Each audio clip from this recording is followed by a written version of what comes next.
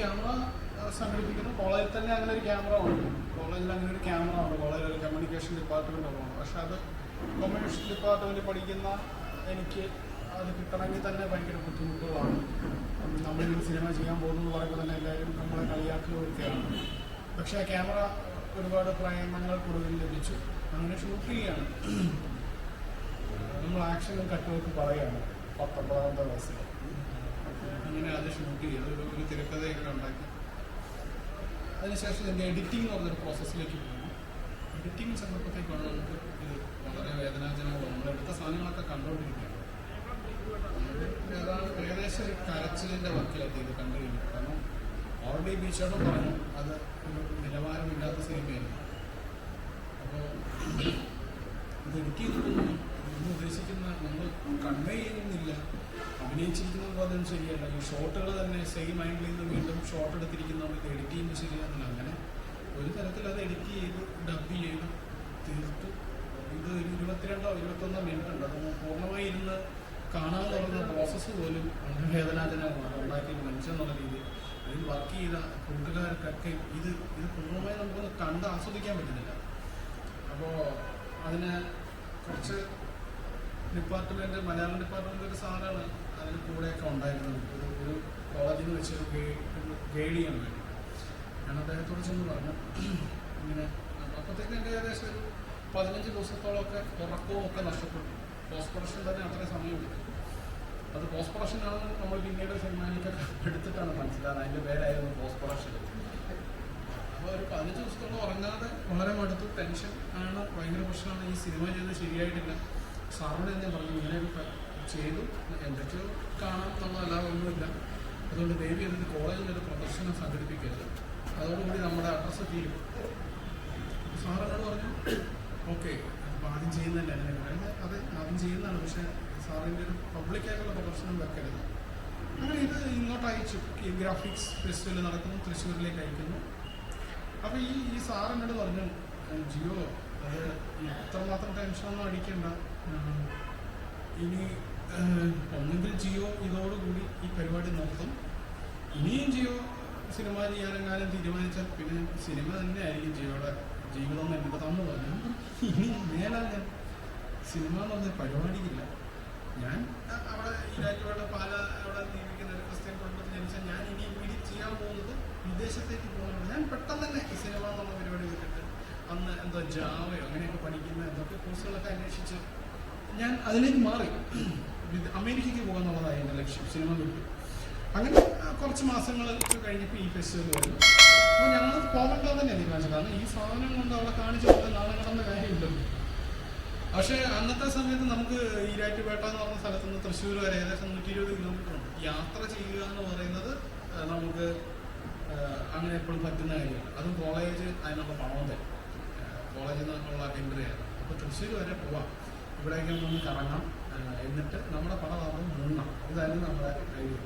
അങ്ങനെ തൃശ്ശൂരിലേക്ക് വരുന്നു. ഇവിടെ വരുമ്പോൾ സിനിമകൾ കണ്ടു തുടങ്ങി. പക്ഷേ കുറച്ചധികം സിനിമകൾ കണ്ട് കഴിഞ്ഞപ്പോൾ ചില സിനിമകൾ നമ്മൾ എന്താ പറയുക നല്ലതെന്നാണ് തോന്നിയ സിനിമകളുണ്ട്. പിന്നീട് സിനിമകൾ കാണുമ്പോൾ ഇത് നമ്മളൊക്കെ ചെയ്ത പോലെ തന്നെ ഉണ്ടല്ലോ ഏകദേശം. കാരണം എല്ലാവരും ഫസ്റ്റ് ടൈം ഫിലിം മേക്കേഴ്സ് തന്നെയായിരുന്നു കൂടുതലും.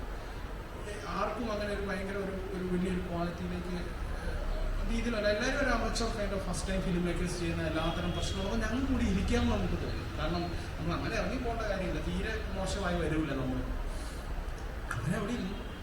നമ്മുടെ സിനിമ അവിടെ 2 ദിവസം 3 ദിവസം 2 ദിവസം 3 ദിവസം ഉണ്ടായിരുന്നല്ലോ ബീച്ചേട്ടൻ ഫെസ്റ്റിവല്. 2 ദിവസം. അങ്ങനെ ഒരു ദിവസം ഇവിടെ താമസിക്കുന്നവർക്ക് നമ്മൾ ബാലഭവനിലാണ് കിടക്കുന്നത് എൻ്റെ അടുത്ത് അല്ലേ. അന്ന് രാത്രിയിൽ പരിചയപ്പെട്ട ഒരു മനുഷ്യനാണ് സിദ്ധാർത്ഥ് ശിവ എന്ന് പറഞ്ഞപ്പോൾ സിനിമകളൊക്കെ ചെയ്യുന്ന നടനായിട്ടുള്ളത്. അവൻ +2 ആണ്. അവനൊരു സിനിമ ചെയ്തിട്ടുണ്ട്. അങ്ങനെ ഇത് 2ാമത്തെ ദിവസം നമ്മൾ സിനിമ കാണുന്നു. നമ്മളെന്തോ ഒരു ഇങ്ങനെ വേദി വന്നു നമ്മളിങ്ങനെ സിനിമ ചെയ്തതെന്നൊക്കെ ആദ്യമായിട്ട് പറയാൻ പറ്റുന്ന ഒരു അതൊക്കെ ഓർത്ത് നമുക്ക് എന്തൊക്കെ സന്തോഷങ്ങളുണ്ട്. ഫെസ്റ്റിവൽ കഴിഞ്ഞ് പോയി. ഈ ഫെസ്റ്റിവലിനെ കുറിച്ച് മലയാളം വാരികയിലാണെന്ന് തോന്നുന്നു ഒരു ലേഖനം, കേരളത്തിലെ ആദ്യത്തെ ക്യാമ്പസ് ഫിലിം ഫെസ്റ്റിവൽ എന്നുള്ള രീതിയിൽ. ആ ലേഖനത്തിൽ മികച്ച സിനിമകളുടെ ലിസ്റ്റുണ്ട്. അതിനുശേഷം പ്രതീക്ഷ എഴുതുന്ന സിനിമകളുടെ എന്ന് പറഞ്ഞൊരു ലിസ്റ്റ് ഏറ്റവും അവസാനം അതിൽ ഈ പടം വന്നിട്ടുണ്ട്. അപ്പോൾ നമ്മൾ ഭയങ്കരമായിട്ട് ഞെട്ടി എന്ന് പറഞ്ഞാൽ നമ്മളിത് മറ്റു പലരെയും കാണിച്ചാൽ ഞെട്ടിക്കുന്നത്. നിങ്ങൾക്കൊന്നും ഇഷ്ടപ്പെടാത്ത സാധനം ഇത് മലയാളം വാരികയിൽ ഇങ്ങനെ വന്നിരിക്കും. അപ്പോൾ ഞാൻ വീട്ടിൽ കൊണ്ടാണ് ആദ്യം കാണിക്കുന്നത്. എൻ്റെ അനീതി എൻ്റെ സിനിമ കണ്ടിട്ട് നീ മേലാ സിനിമ ചെയ്തേക്കില്ലെന്നാണ് പറഞ്ഞത്. അപ്പോൾ നമ്മളാണിത് നമ്മൾ കാണിക്കുന്നു. ഫാദർ പിന്നെ നമ്മളെ സപ്പോർട്ട് ചെയ്യുന്നുണ്ട്.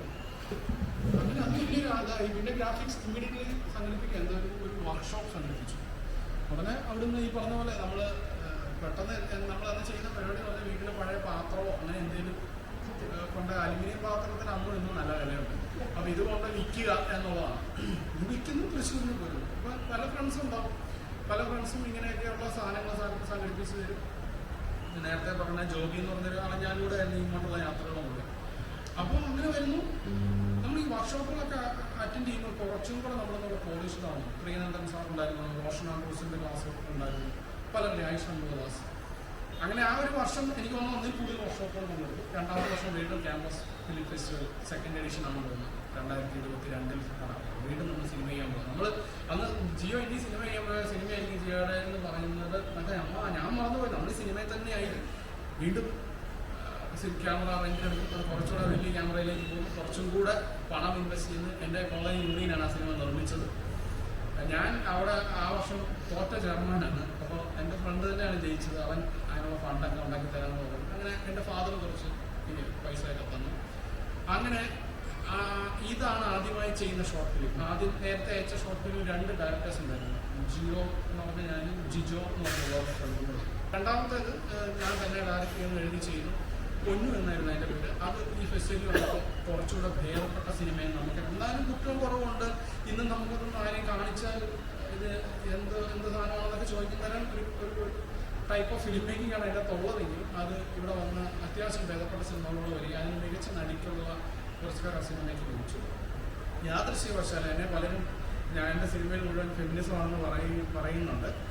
ശരിയുമാണ്. നമ്മൾ ആ ഒരു ആംഗിളിലൊക്കെ സിനിമ കാണാൻ ശ്രമിക്കുന്നുണ്ട് കുറച്ച് കാലമായിട്ട്. പക്ഷെ ആ സിനിമയും 14 വയസ്സുള്ള ഒരു പെൺകുട്ടി ഗർഭിണിയാണെന്നുമായിട്ട് ബന്ധപ്പെട്ടിട്ടുള്ളതാണല്ലോ എന്ന് ഞാൻ എൻ്റെ 40ാമത്തെ വയസ്സിലാണ് ഞാൻ ആലോചിക്കുന്നത്. എന്തുകൊണ്ട് ഞാൻ അങ്ങനെ ആ സിനിമയിലും അതേ ഒരു കാര്യം അത് ഒരു വുമൺ സപ്പോർട്ടിങ് സിനിമ തന്നെ ആയിരുന്നു. അതെങ്ങനെയായി മാറി എന്നുള്ളത് ഞാൻ തന്നെ അന്വേഷിച്ചുകൊണ്ടിരിക്കുകയാണ്. അപ്പം ഇങ്ങനെ ഒരു യാത്ര വീണ്ടും ഫെസ്റ്റിവലുകൾ സംഘടിപ്പിച്ചു. വീണ്ടും നമ്മൾ സിനിമ ചെയ്തു.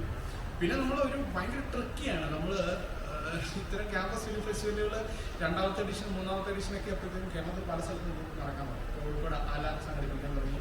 മനോരമ ക്യാമ്പസ് ടാക്കീസ് എന്ന് പറഞ്ഞിട്ട് അത് ഗ്രാഫിക്സിന് ശേഷം മാത്രം തുടങ്ങിയതാണ്. മലയാള മനോരമയുടെ ക്യാമ്പസ് ടാക്കീസ് 2003 മറ്റേ 4th അത് തുടങ്ങി. സോ നമ്മൾ എന്തെങ്കിലും വ്യത്യസ്തമായി ചെയ്താൽ മാത്രമേ ഇത്തരം സ്ഥാനങ്ങളിൽ നമുക്ക് സെലക്ഷൻ കിട്ടുകയുള്ളൂ, നമ്മൾ ശ്രദ്ധിക്കപ്പെടുള്ളൂ. ക്യാമറ നേരെ തല തിരിച്ചു വെച്ചിട്ടൊരു ഷോർട്ട് ഫിലിം ഉണ്ടാക്കി 2003-ലാണ് 4-ലാണ്. അതെന്ന് വെച്ചാൽ നമ്മൾ ശ്രദ്ധിക്കപ്പെടുക എന്നുള്ളത് മാത്രം ഉദ്ദേശിച്ചിട്ടുണ്ട്. അത് ഗ്രാഫിക്സിൽ അയച്ചിട്ടുണ്ട്. അതിൽ മനോരമ സ്പെഷ്യൽ ജൂറി പുരസ്കാരം അത് തലതിരിച്ചത് കൊണ്ട് മാത്രം, അല്ലാതെ വേറെ ഒരു ക്വാളിറ്റി അതിന് അവകാശപ്പെടാനില്ല. അപ്പം പിന്നെ നമ്മൾ ഇന്റർനാഷണൽ സിനിമകൾ കാണാൻ തുടങ്ങി. ഇവിടെ വന്നിട്ട് പുറത്തുള്ള ഒരുപാട് സിനിമകൾ കണ്ടിട്ടുണ്ട്. ഐഷ സാറ് സജസ്റ്റ് ചെയ്തിട്ടുള്ള ഒരുപാട് സിനിമകളുണ്ട്.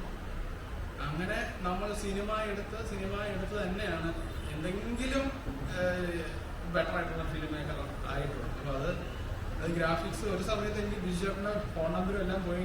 കാരണം നമ്മൾ ഏറ്റവും ഓർക്കേണ്ട ഒരു മനുഷ്യനാണ് ബിജുചേട്ടൻ. അപ്പോൾ ഏതോ ഒരു സമയത്ത് കുറച്ച് കാലം ഒരു ബന്ധമില്ലാതെ ഇരുന്നിട്ടുണ്ട്. എന്നുവെച്ചാൽ നമ്പർ പോലും ഇല്ലാതെ. അപ്പോൾ വീണ്ടും കണക്റ്റായി. അപ്പോൾ ഇങ്ങോട്ട് വരാമെന്ന് ചോദിച്ചപ്പോൾ അത് വരാതിരിക്കാൻ പറ്റുന്നില്ല. വരിക എന്നുള്ളത് ഏറ്റവും മിനിമം മര്യാദയും. ഇപ്പം ബിജുചേട്ടൻ പറഞ്ഞത് ഇതിൻ്റെ അകത്ത് എത്ര പേര് വന്നു എന്നുള്ളതൊന്നും ഒരു ഫാക്ടറേ അല്ല.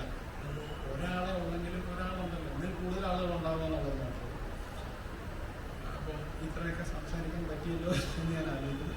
നിങ്ങൾ കൂടുതൽ നമ്മൾ ഇൻട്രാക്ട് ചെയ്യുന്ന സമയത്ത് കൂടുതൽ സംസാരിക്കും. അപ്പം ഇതിനൊരു ഉദ്ഘാടനം ഉള്ളതുകൊണ്ട് അത് ഉദ്ഘാടനം ചെയ്തതായിട്ട് അറിയിക്കുന്നു. നന്ദി.